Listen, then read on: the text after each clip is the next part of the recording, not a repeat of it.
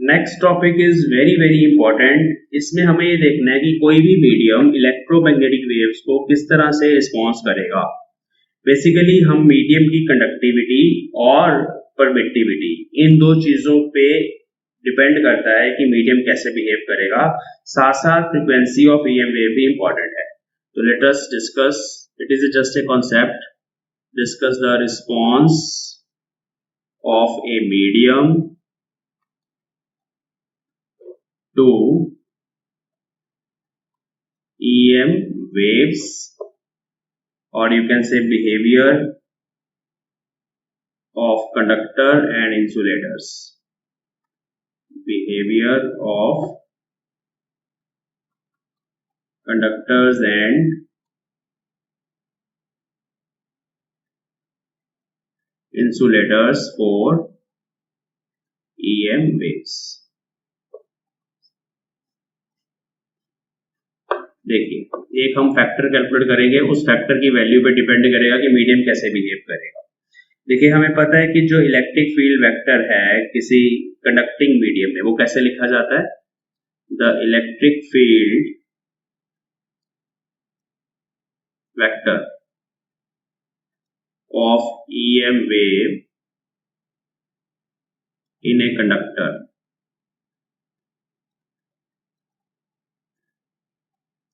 देखो, ये complex quantity होती है, इसलिए ये सिंबल यूज करते हैं। इसके ऊपर भी यही सिंबल रहेगा, e naught e raise to power iota अंदर omega t minus beta x. तो this is solution of EM wave equation for a conducting medium. अब कंडक्टिंग मीडियम के अंदर कंडक्शन करंट डेंसिटी हो सकती है और डिस्प्लेसमेंट करंट डेंसिटी भी हो सकती है। तो जो कंडक्शन करंट डेंसिटी है उसको J वेक्टर से डिनोट करते हैं, जैसे हमने पढ़ा है conduction current density, this is due to free electrons, ठीक है, एंड कंडक्टिविटी ऑफ मीडियम, उसकी वजह से होती है ये, क्योंकि वो आपको पता ही है J vector is sigma times E vector. ये होती है कंडक्शन करंट डेंसिटी। और दूसरी होती है डिस्प्लेसमेंट करंट डेंसिटी, वो इंसुलेटर्स के अंदर होती है। जैसे एयर में मैंने आपको बताया था डिस्प्लेसमेंट करंट एग्जिस्ट करता है between the plates of capacitor. तो displacement current density is due to time varying electric field in dielectric medium. In a medium can be written as partial D vector upon partial T. This is displacement vector. अच्छा, इसको epsilon time partial E vector by partial T भी लिख सकते हैं। Vector की जगह ये complex quantities है तो ऐसे एरो लगाते हैं यहाँ पीछे, आगे लगाने की बजाय एरो यहाँ लाइन पे पीछे लगाते हैं। अच्छा, अब इसको डिफरेंशिएट कर लेते हैं इलेक्ट्रिक फील्ड को विद रिस्पेक्ट टू टाइम। तो यहाँ आ जाएगा epsilon into iota omega, with respect to T करेंगे ना, आयोटा ओमेगा बाहर आ जाएगा, बाकी सब तो वैसे ही रहेगा फंक्शन हमारा। तो पहले ऐसे लिख देते हैं पूरा फंक्शन, और उसके बाद इस पूरे फंक्शन को E वेक्टर ही पुट कर देंगे वापस। तो iota omega epsilon E complex. तो this is partial D over partial T।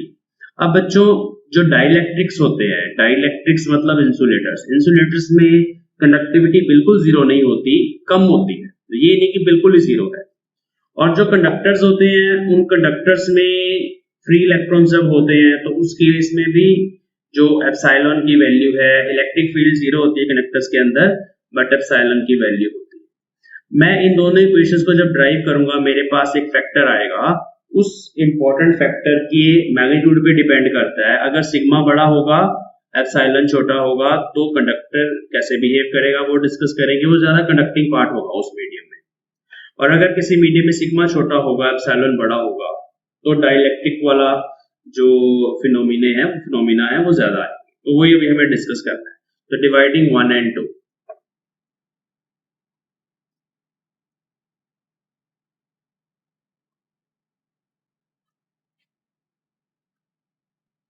तो 1 इक्वेशन लेफ्ट हैंड साइड मैंने डिवाइड कर दी, right hand side sigma E vector divide by iota omega epsilon E vector. ये E वेक्टर कट गया, और सारी कहानी आ गई इस फैक्टर। ये डिसाइड करता है कि कैसे बिहेव करेगा कोई medium. This is very important equation, question number 3। तो यहाँ पे कंडक्शन करंट डेंसिटी की रेशो डिस्प्लेसमेंट करंट डेंसिटी के साथ जब फाइंड करी हमने, तो उसमें आ गया sigma upon iota omega epsilon. Iota यहाँ पर आ गया, इसका मतलब कि ये कॉम्प्लेक्स नंबर है एंड इसमें और इसमें जो रिलेशन है वो एक इमेजिनरी नंबर के साथ है ना, आयोटा आ गया। तो अगर दो क्वांटिटीज की रेशो, दो कॉम्प्लेक्स क्वांटिटीज की रेशो में अगर आयोटा आ रहा है हमारे पास, उसमें π/2 का फेज डिफरेंस होता है। तो यहाँ से जो फर्स्ट पॉइंट हमें लिखना है वो ये है कि जो कंडक्शन करंट डेंसिटी है, the conduction current density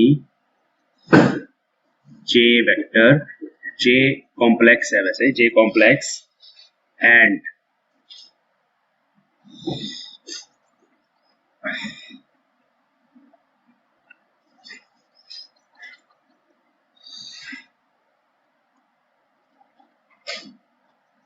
lags behind the displacement current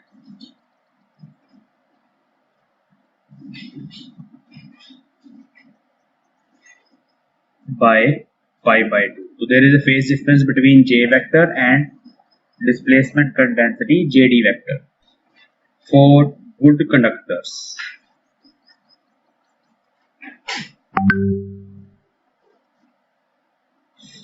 J vector, J complex मतलब conduction current density is greater than JD complex. JD complex क्या होता है? डिस्प्लेसमेंट करंट डेंसिटी, वो इसी के बराबर ही होता है। ये जो हमने फाइंड किया है यहाँ पे फैक्टर, इसके बराबर ही होता है। ठीक है, इसको मैं ब्रैकेट में लिख रहा हूँ।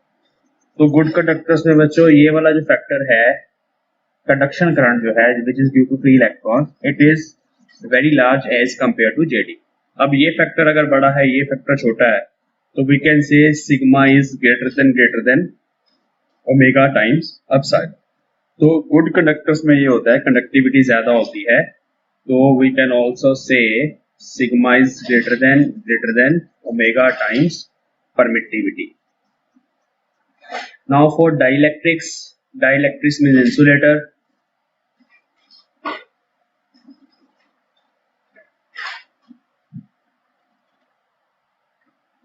this thing is less than JD vector, so here sigma is less than omega times epsilon. Sigma is greater than 100 times omega epsilon, तो उनको बोला जाता है good conductors.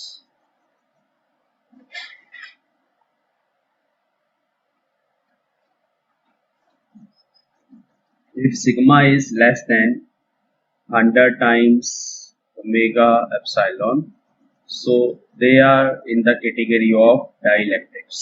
Those materials are dielectrics. और एक और लिमिट है in between, if sigma by omega times epsilon is less than 100, so से कम, and it is greater than 0.01, then the material is in the category of semiconductors. And depending upon this factor, sigma upon omega epsilon, this ratio is important to classify a material. This is conductivity of the material, this is permittivity of the material, and omega is frequency of electromagnetic wave. Next important point is the response of a material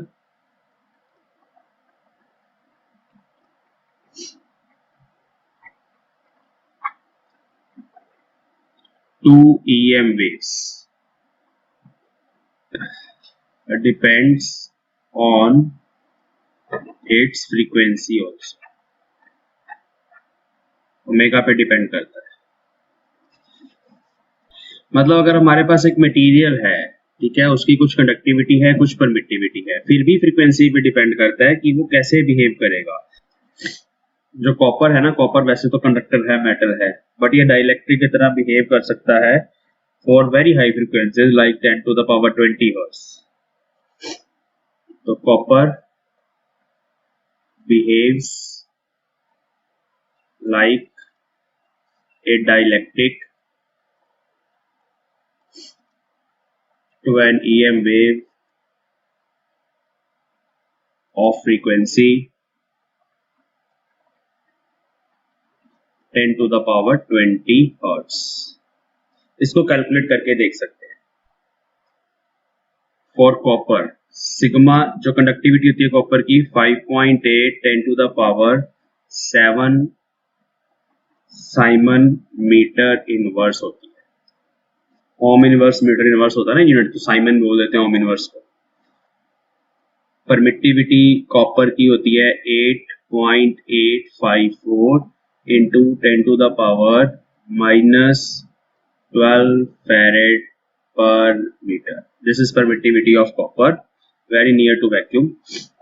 और frequency होती है 10 to the power 16 hertz ले लेते हैं हम पहले, ठीक है. तो अगर ये फ्रीक्वेंसी है, ये होती है फॉर यूवी लाइट, तो उस केस में हमारा ये वाला फैक्टर ओमेगा एप्सिलॉन का फैक्टर अगर आप करेंगे सॉल्व 2 पाई न्यू एप्सिलॉन, 2 पाई से मल्टीप्लाई करेंगे ऊपर से सारी वैल्यूज उठा के, तो ये 5.56 10 to the power 5 siemens metre inverse आएगा. अब ये फैक्टर देख लीजिए ओमेगा एप्सिलॉन का और कंडक्टिविटी का फैक्टर देख लीजिए. ये 5.8 10 टू द पावर 7 है और ये 10 टू द पावर 5 है. तो यहाँ पे ओमेगा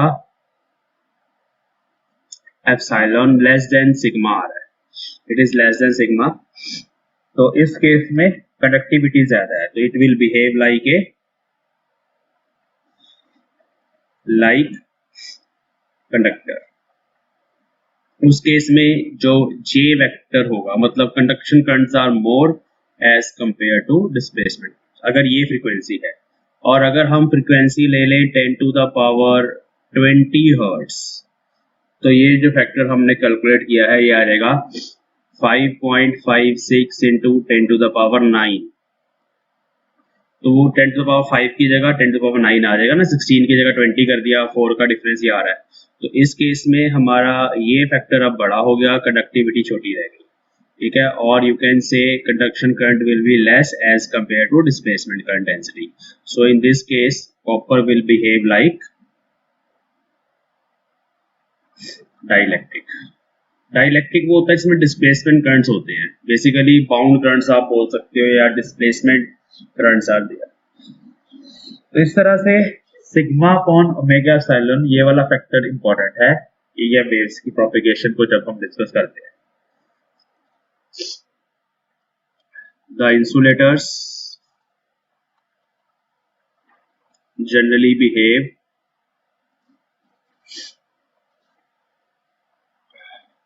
like dielectrics.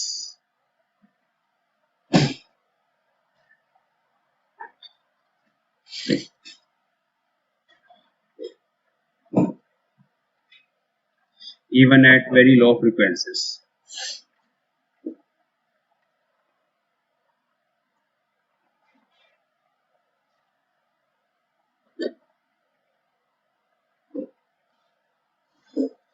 जैसे एग्जांपल के तौर पे इंसुलेटर्स में कंडक्टिविटी बहुत स्मॉल होती है, तो इंसुलेटर की कंडक्टिविटी इस रेंज में होती है 10 to the power -15 siemens metre inverse, और परमिटिविटी होती है अराउंड 10 टू द पावर 11.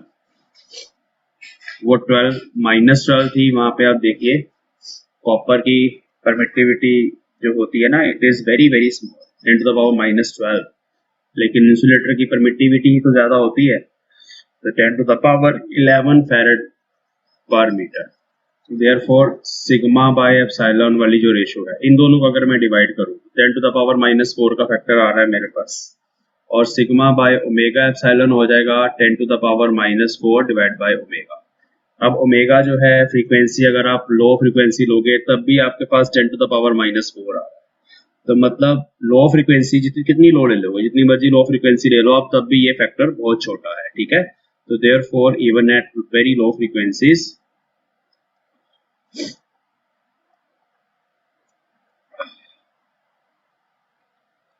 अगर ओमेगा बहुत छोटा भी है तब भी सिग्मा जो होगा that will be less than omega times epsilon. जब कंडक्टिविटी इस फैक्टर से छोटी है तो it will behave like a dielectric. तो इस तरह से आपको ना डिस्कस करना है ये वाला टॉपिक कि कोई मटेरियल इलेक्ट्रोमैग्नेटिक वेव को किस तरह का रिस्पांस देगा। ये डिपेंड करता है इस फैक्टर पे which is equal to the ratio of conduction current density to displacement current density. ठीक है।